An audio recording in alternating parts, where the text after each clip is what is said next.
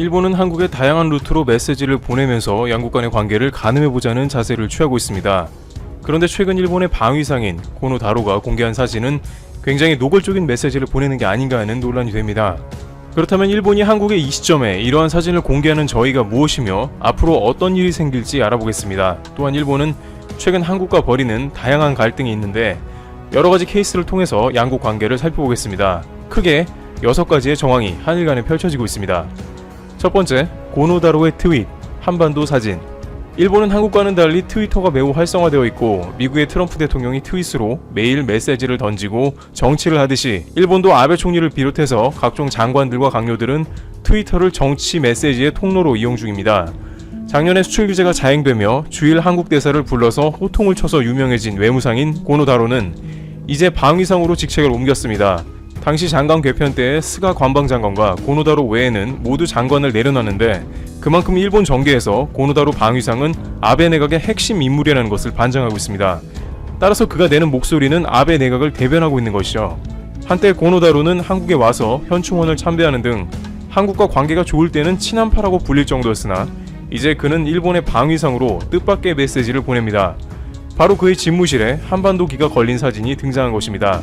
이 사진은 굉장히 놀랄만한 일인데 심지어 일본의 전체가 나온 지도도 없고 다른 나라도 없는데 대한민국 전도가 일본 방위상 집무실에 걸려있다는 것은 묘한 기분을 들게 합니다. 결국 이에 대해서는 일본이 이제 또 다른 행보를 시작한 게 아니냐는 의견이 나오고 있습니다. 또 다른 공개한 집무실 사진을 보면 한반도기가 일본 국방회의를 주로 논하는 테이블 뒷면에 떡하니 대한민국 전도가 배경으로 나와 있어 더욱더 논란을 낳게 만들고 있는 것입니다. 외교 관계자들은 일본에서 이러한 사진 공개는 한국에 대한 공개적인 메시지라고 봐도 좋다는 의견을 제시하고 있습니다. 그런데 이것은 일본이 외교 청소를 공개한 시점과 정확하게 맞아 들어가고 있다는 것입니다. 두 번째, 고노다로 방위상 왜 그랬나? 특히 사진을 자세히 살펴보면 우길기가 걸려져 있고 그 배경으로 대한민국 지도가 들어가 있습니다. 방위성 보도관실 관계자는 고노 방위상 집무실에 한반도 지도가 걸린 이유가 무엇이냐는 연합뉴스의 질의에 꽤 전부터 있었던 것이며 특별한 메시지성은 없다고 20일 답했습니다. 오래전부터 있었다는 게 더 놀라운데요. 이것은 한반도를 오랜 기간 군사적인 도발 대상으로 고려했다는 것으로 보이게 하는 장면이기도 합니다. 그런데 이것은 19일 공개된 일본의 외교 청서를 보면 좀 더 그 명확한 답을 얻을 수 있을 것입니다. 고노다로의 트윗이 19일 공개가 되었으며 외교 청서 역시 같은 날짜에 공개가 되었는데 모두 한국의 영토에 관한 공통점이 보이고 있습니다. 고노다로 방위상은 한국 지도를 자신의 집무실에 걸어놔서 긴장감을 조성했다고 하면 일본 외무성의 외교 청서에는 독도는 한국이 불법 점거를 하고 있다는 내용의 문서를 공개하게 이릅니다. 구체적으로 다케시마는 역사적 사실에 비춰보더라도 국제법상으로도 명백하게 일본 고유 영토라고 기술되어 있습니다. 이 표현 수위는 예전보다 상당히 강화된 것임을 확인할 수 있는데요. 일본 정부는 2017년 외교 청서에는 독도가 자국 영토라고 주장하되 불법 점거 상태라는 주장까지 나가지 않았는데 2018년부터 불법 점거라는 더 강한 표현을 사용해 영유권을 주장하고 있습니다. 따라서 고노다로 방위상이 자신의 책상 뒤에 한국의 지도까지 붙여가며 한국에 대한 압박을 거세게 할 것이라는 메시지가 다방면으로 확인되고 있는 것입니다. 개헌까지 완료되면 무슨 일이 벌어질지 모르는 상황도 나올 수 있습니다. 그런데 일본 정부의 이러한 행보는 오히려 일본 내부의 각 부처, 지자체 등과 각종 갈등을 빚고 있는 모양새입니다. 일본의 각 부처와 언론은 매우 애가 타는 상황이라는데요.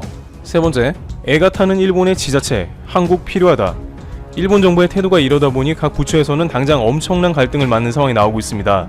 각 부처는 자국의 코로나 사태에서 계속해서 내심 한국 보고 도와달라는 제스처를 보내고 있습니다만 공식적인 석상에서 한국의 도움을 요청한다고 명확하게 언급한 적이 단 한 번도 없다는 것입니다. 일본 후생성 장관은 한국의 노하우를 공유하자는 메시지를 기자회견에서 공개적으로 밝혔지만 그것은 자신들도 노하우를 공유할 테니 한국이나 중국도 협력하자는 것이고 도움을 요청하는 것은 아니었습니다. 실제 한국 정부는 일본에서 공식적인 도움 요청이 없었기 때문에 한국은 지원할 수 없다고 밝힌 바 있습니다. 바로 그 이유가 이번 외교 청소를 통해 드러난 것입니다. 한국에 대해서 더욱더 강경 기조를 유지하는 것으로 방향을 잡았기 때문입니다. 군사적 도발까지 염두에 둔 계획을 가지고 있으니 한국의 도움을 청할 수는 없습니다. 그러다 보니 일본 각종 지자체와 언론들은 소가리를 하며 그 중에는 보다 못해 한국에 직접 도움을 청하기도 합니다. 충남도와 교류 관계를 맺은 일본 지방도시가 도내 코로나19 진단검사기 제조업체 정보를 요청한 것으로 알려졌습니다. 시즈오카현 요청을 받은 충남도는 천안에 코로나19 진단키트 제조업체인 젠바디사가 있는 것을 확인했습니다. 이 업체는 PCR이 아닌 항체 검사를 통해 10분 만에 결과를 알 수 있는 진단키트를 사용하며 100% 수출만 하기에 양국이 잘 협력만 되면 조속하게 시즈오카현에 진단키트를 수출할 수 있는 길도 열립니다만 일본 정부가 이 한국 진단키트를 승인해 줄지도 확실하지 않아서 시즈오카현은 속을 태우고 있는 모양새입니다. 게다가 이러한 일본 정부의 강경한 태도는 현재 자국에 큰 해가 되었다는 게 다양한 정황을 통해 나오고 있습니다. 네 번째, 아비간 사용 불가능할 듯 한국 PCR이 정답. 아베 총리가 한국에 코로나 도움을 요청하지 않은 이유 중 하나는 코로나 치료제를 일본이 갖고 있다는 것입니다. 그런데 아베 총리는 자국 기업이 개발한 신종 인플루엔자 치료제 아비간을 코로나19 치료제로 활용하는 구상에 의욕을 보였지만 정작 연구에서는 효과가 명확하게 드러나지 않은 것으로 알려졌습니다. 임상 연구에서 아비간의 유효성이 명확하게 드러나지 않은 것으로 파악됐다고 교도통신이 20일 보도한 것입니다. 이것으로 아베 총리는 그나마 자국의 코로나 환자 치료나 국제사회에 공급될 것이라는 기대가 무너져버린 것입니다. 보도에 따르면 이달 중순 후생노동성에 보고된 아비간에 관한 중간 해석 결과를 보면 아비간 투약에 따른 바이러스 감소율에 명확한 차이가 나타나지 않았습니다. 또 당국은 전국 의료기관이 참가하는 연구에서 아비간을 투약한 환자 약 3,000명의 정보를 수집했는데 거기서도 똑부러지는 결과가 나오지 않은 것으로 알려졌습니다. 관계자는 심사에서 보충 자료는 되지만 승인의 주요한 근거로는 쓸 수 없다고 말했습니다. 의사들은 일본 정부가 코로나19 치료제 승인에 신중해야 한다는 견해를 집단으로 표명했습니다. 여기에 임산부가 복용하는 경우 태아에 중대한 부작용까지 생기는 것으로 알려져 있는 것이죠. 따라서 아비간보다는 당장 일본의 정확도가 높은 한국의 PCR 진단키트를 집중적으로 도입해야 한다는 의견이 나옵니다. 현재 치료제나 바이러스 백신이 없는 한은 최대한 정확한 검사를 통해서 이 사태를 파악하고 수습하는 게 필요한 것입니다. 그러나 일본 당국은 한국 PCR 키트는 여전히 미뤄두고 일본 업체의 신속 진단 키트를 양산해서 쓰기로 결정한 모양새입니다. 대한국 강경책은 일본에 독이 되고 있는 셈인데요. 여기에 일본 당국은 또 다른 성적표를 받아듭니다. 다섯 번째, 돈 벌어주는 한국, 황금알을 낳는 거위였다. 일본의 다양한 회사들이 한국 수출 규제로 인해서 부메랑을 맞고 있는 구체적 근거가 일본 매체에 의해 보도되었습니다. 많은 이들은 보통 수출 규제는 물건을 사는 쪽에서 이루어지는 것이 대부분으로 관세로 제재를 하는 것이 보통인데 일본은 특이하게 물건을 팔고 있으면서 못 팔게 규제를 하는 중대한 오류를 범했다고 전해지고 있습니다. 이것은 중국이 일본의 히토류 수출을 금지해서 일본이 두 손 두 발 다 들었던 경험을 활용한 게 아닌가 싶은데 문제는 일본의 불화수소나 많은 제품들이 우려와는 달리 상당히 대처가 가능했다는 점을 일본은 몰랐다는 것입니다. 니케이에 따르면 불화수소 등 화학제품을 생산하는 일본 업체인 스켈라 케미와가 최근 발표한 2019 회계연도 실적을 보면 순이익이 전년보다 18% 감소했다는 것입니다. 이 신문은 가장 큰 이유로 한국 기업이 진행하는 탈일본화라고 지적합니다. 니케이는 세계의 주요 반도체 제조업체가 일본 제품을 쓰는 것은 고품질 저가격이라는 장점 외에도 안정적인 공급이 가능하다는 점이 영향을 미쳤는데 수출 규제를 강화하면서 이런 관행이 흔들렸다고 분석했습니다. 한국이 기술로 관행을 깨버릴 줄은 몰랐던 것입니다. 예를 들어 LG 디스플레이는 기존의 일본 업체 스텔라 케미와가 생산한 초고순도 불화수소를 한국 기업인 솔브레인이 100배로 희석한 것을 사용했는데 솔브레인이 자체 생산 가공한 저순도 불화수소를 쓰기로 작년 11월 공정을 변경했다고 소개했습니다. 결과적으로 스켈라 케미와의 주력 상품인 초고순도 불화수소의 작년도 출하량은 전년보다 약 30% 줄었습니다. 역시 불화수소를 생산하는 업체인 모리타 화학공업의 경우 올해 1월 초에 수출을 재개했지만 한국으로 가는 판매량은 수출 규제 강화 전과 비교해 30% 정도 줄어든 수준입니다. 한국 수요자들이 제품 공급처를 바꿨기 때문으로 보입니다.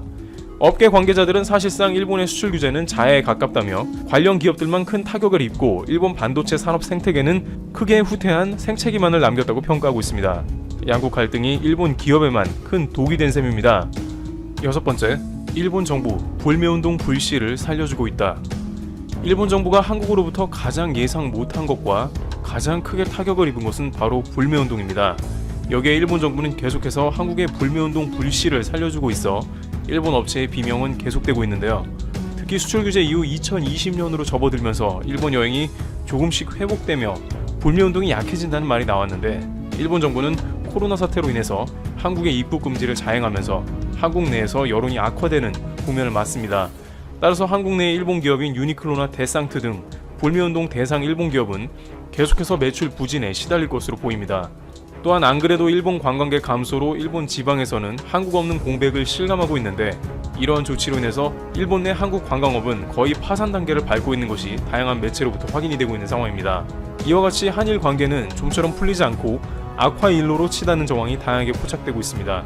그런데 그 과정에서 대부분 한국에서 돈을 벌어가던 일본은 오히려 큰 손해를 보고 있어 일본 내에서도 논란이 되고 있습니다. 일본 소재 업체가 더 공경에 처하게 될 것입니다. 자기 복을 걷어찬 겁니다. 머니투데이가 S그룹 반도체 엔지니어와의 인터뷰에서 나온 말입니다. 일본의 수출 규제안이 발표되자마자 삼성의 수장인 이재용 부회장은 황급히 일본으로 가야 했습니다. 일본에서 돌아온 이재용 삼성 부회장은 사장단을 긴급 소집해 이렇게 말했습니다. 긴장은 하되 두려워하지 말자.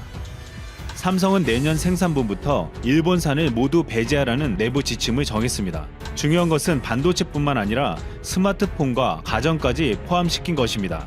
삼성에 납품하는 협력사들도 일본 부품에 대한 전수조사를 하고 있습니다. 삼성 관계자는 탈일본화는 돌이킬 수 없는 수준으로 구체적으로 진행되고 있다면서 이렇게 말했습니다. 이제 일본 기업이 와서 빌어도 이미 늦었다. 세계 스마트폰 시장 점유율 1위 삼성 스마트폰 갤럭시 시리즈의 부품 국산화율은 90%에 달하는 것으로 추정되고 있습니다. 스마트폰 핵심 부품인 애플리케이션 프로세서는 독재 개발에 성공했고, 적층 세라믹 콘덴서와 카메라 모듈 등은 삼성 전기를 통해 조달받습니다. 문제는 국산화가 이루어지지 않은 일부 중에 필수적인 스마트폰 관련 부품 소재가 있다는 것입니다. 스마트폰 카메라 모듈에 사용되는 특수 레진과 스마트폰 무선 통신에 사용되는 라디오 주파수 부품 등이 일본에 의존하고 있습니다. 폴더블 디스플레이용 소재 플루오린 폴리이미드는 일본 제품이 90% 이상이 넘습니다. 이 때문에 사태가 장기화될 경우 삼성전자 폴더블 폰인 갤럭시 폴드 생산에도 차질이 발생하는 것 아니냐는 우려가 나오는 이유이기도 합니다. 삼성은 이번을 기회로 폴리이미드 국산화에 나서고 있습니다.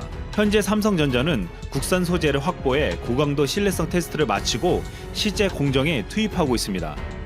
폴리이미드는 SKC 코롱 PI, 코롱 인더스트리, SKC 등이 생산 능력을 보유하고 있습니다. SKC는 최근 삼성전자 폴더블 스마트폰용 폴리이미드를 제공하기 위한 협력에 들어갔다고 알려져 있습니다. 삼성이 반도체 소재를 외국에서 대체하고 국산화 공정에 나서자 최대 고객을 잃어버릴지도 모르는 위기에 놓인 일본 기업들은 두려워하고 있습니다. 지난 11일 반도체 업계에 따르면 삼성전자는 최근 벨기에 소재 업체 등에서 포토레지스트를 최대 10개월 물량을 확보한 것으로 알려져 있습니다. 포토레지스트는 일본 정부가 지난달 4일부터 수출 규제를 강화한 반도체 디스플레이 핵심 소재 3종 가운데 하나였습니다. 삼성전자가 대체할 곳을 찾자 일본이 한 달 만에 이 포토레지스트를 허가한 것은 우연이 아닐 수 있습니다. 삼성의 불화수소를 납품하는 모리타 화학 사장은 니케이와의 인터뷰에서 이렇게 말했습니다. 7월 2일 이후 경제산업성의 수출 허가를 신청했지만 아직 나지 않았다. 최악의 경우 중국에서 생산해 한국으로 수출하겠다. 지금은 견디고 있지만 한계가 다가오고 있다.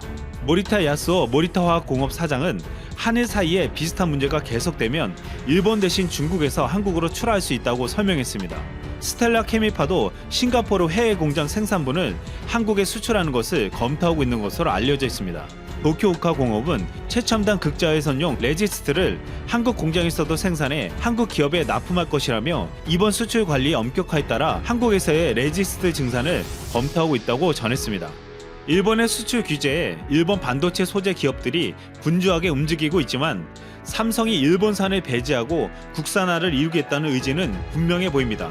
업계에 따르면 삼성전자와 SK하이닉스는 국산 불화수소에 대한 신뢰도와 정합성 테스트를 끝내고 최근 디램 생산 라인에 투입했다고 전해졌습니다. 한국에도 SK머티리얼즈, 솔브레인, 동진 세미캠 등이 이들 소재를 취급하고 있습니다. 국내 기술이 아직은 일본에 못 미쳐 완전 국산화까지 현실화할 수는 없지만 앞으로 기술력을 끌어올리는데 주력한다는 계획입니다. 2020년이면 일본에서 수입하는 해당 소재 물량의 절반 이상을 국산화할 수 있다는 주장도 있습니다. 한 업계 관계자는 일본산 원료를 한국에서 가공해 납품하겠다는 대만 유럽 업체들의 제의에 삼성 측에서 난색을 표한 것으로 알고 있다고 전해졌습니다. 일본 정부가 최종 소비자를 확인해 수출 허가를 내주기 때문에 간접 수입 방식이 막힐 수도 있기 때문입니다. 삼성은 다른 국가들이라도 일본산 원료를 쓰면 받지 않겠다는 단호한 조치를 하고 있습니다. 또한 삼성은 더 나아가 미래를 준비하고 있습니다. 미중 무역 전쟁을 대비해 중국 내 공장을 베트남이나 인도로 옮기고 있는 것입니다. 한국을 겨냥한 일본의 반도체 핵심 소재 수출 규제가 중국 내 한국 공장으로 확대되고 있는데 따른 것입니다. 중국 내 휴대전화 공장을 베트남, 인도로 옮기는 한편 일본 제재에 방패가 되어줄 미국의 가전 공장을 확장하는 방안까지 검토하고 있는 것입니다. 삼성은 이번 위기를 기회로 삼아 확고한 의지와 치밀한 전략으로 미래를 준비하고 있습니다. 지난 7월 영국의 경제 주간지 이코노미스트는 이렇게 말한 바 있습니다.